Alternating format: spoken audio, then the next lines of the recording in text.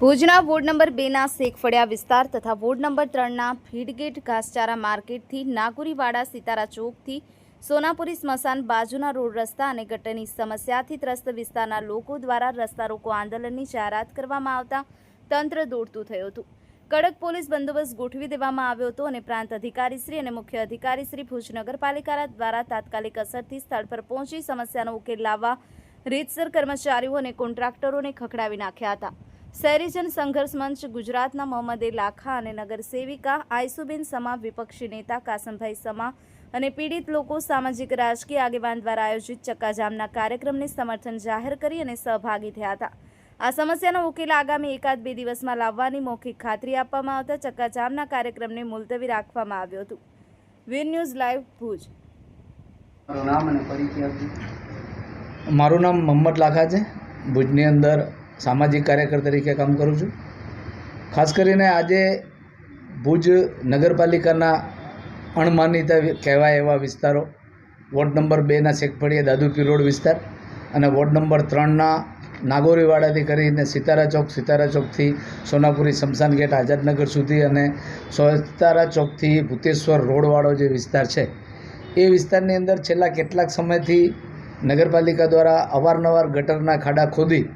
અને પછી એને પૂરવામાં નથી આવતા એક સમસ્યાથી કાચા રસ્તાઓ પડ્યા છે। નાગોરીવાડાથી સિતારા ચોક સુધીનો રોડ જે છે એ પેચવર્ક કરવામાં આવ્યો નથી રજૂઆતો છતાં પણ નાગોરીવાડાથી કરી અને સિતારા ચોકથી સોનાપુરી આઝાદનગર પ્રાથમિક શાળા નંબર 19 સુધીનો જે રસ્તો છે એના ઉપર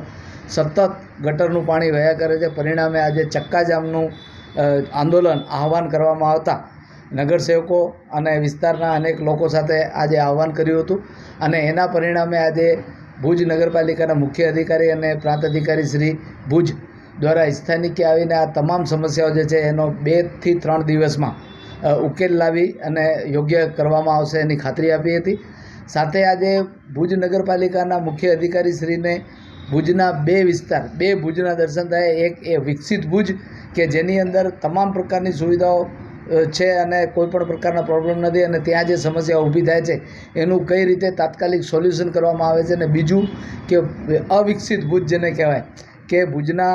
આ જે વિસ્તાર છે વોર્ડ નંબર 1, 2, 3, 4નો વિસ્તાર જે છે એની અંદર જે ગટરની કચરાની ગંદકીની જે સમસ્યાઓ છે અને એની અંદર જે રીતે લોકો પીડાઈ રહ્યા છે એ તમામ આજે મુખ્ય અધિકારીશ્રીએ પોતાની આંખે જોયું અને એમણે સ્થાનિકે પોતાના જેટલા પણ કર્મચારીઓ કોન્ટ્રાક્ટરના કર્મચારીઓ હતા એમને રૂબરૂ કહ્યું કે ભાઈ આ સમસ્યાનું સોલ્યુશન થવું જોઈએ અને તાત્કાલિક થવું જોઈએ। પણ નગરપાલિકાના કર્મચારીઓ જે છે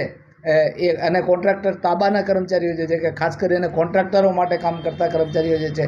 એમની મિલીભગતના કારણે આ પરિસ્થિતિનું નિર્માણ થયું છે એવું મુખ્ય અધિકારી શ્રીને પોતે જોતાં પણ એમને એવું લાગ્યું હતું અને આ સમસ્યાને આજે ખાતરી આપવામાં આવી છે કે આનો ઉકેલ તાત્કાલિક આવશે। પરંતુ જો તાત્કાલિક ઉકેલ નહીં આવે